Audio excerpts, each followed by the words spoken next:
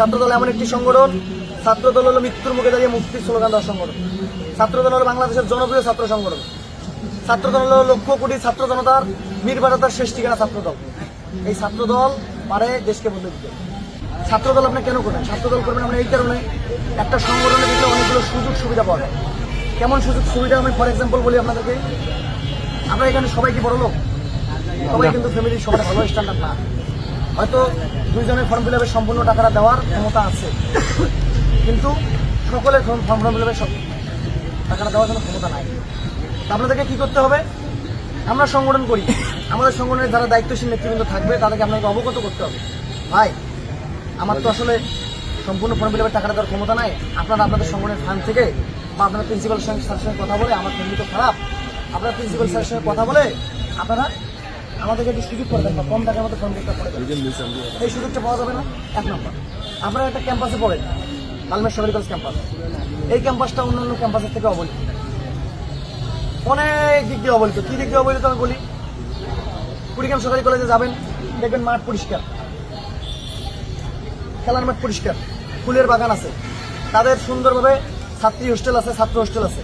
আমাদের ক্যাম্পাসকে আপনি খেয়াল করে দেখবেন, আমাদের ক্যাম্পাস চতুর্দিক থেকে অবহেলিত।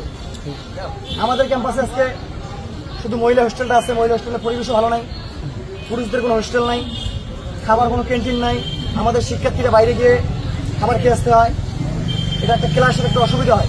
যখন একটা সময় দেয়, আমাদের নির্দিষ্ট সময় দেয়, আমাদের ক্লাসের পরবর্তী ক্লাস সময় দেয়, এই সময়টা থেকে আমরা যখন বাইরে যেয়ে খাবার খেয়ে আসবো তখন আমাদের পরবর্তী ক্লাসে কিন্তু একটা অসুবিধা ফেস করতে হয়। এই যাবতীয় বিষয়গুলোকে আমাদেরকে প্রাধান্য দিতে হবে এবং আমরা চাই জাতীয়তাবাদী ছাত্র দলের পাশে সাধারণ শিক্ষার্থীরা আমাদের পাশে থাকে।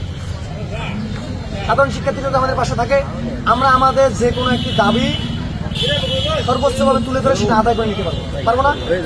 সবাই কথা বলবো, পারবো না আমরা? তোমরা যদি সাথে থাকো, ক্যাম্পাস আমরা যে কলেজে পড়ি, এই কলেজের উন্নয়ন কি তোমরা চাও না? অবশ্যই। যে অন্যান্য স্বাভাবিক ক্যাম্পাসগুলোর মতো আমাদের ক্যাম্পাসের উন্নয়ন হোক, তাই না?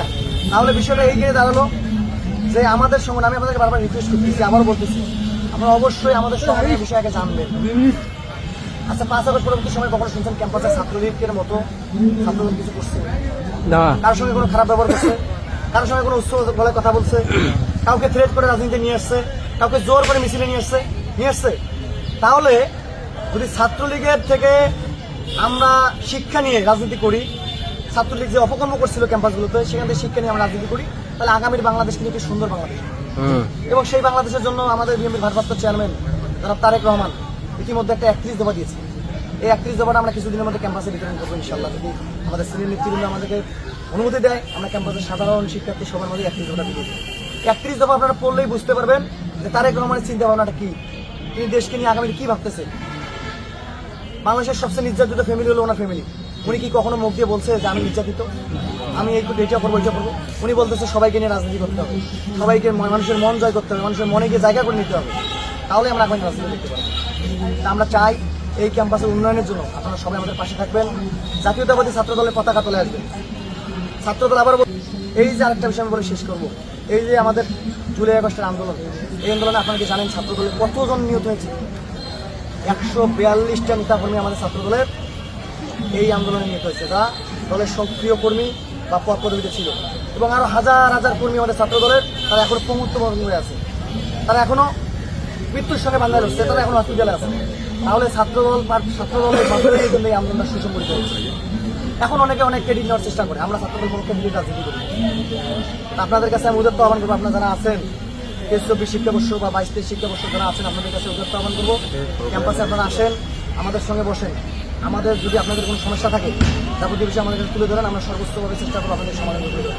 এবং ছাত্রদলে আপনার সবাই পতাকা তোলা আসবেন, আমাদের সঙ্গে সক্রিয় হবেন, এই আশা ব্যক্ত করছি। আমরা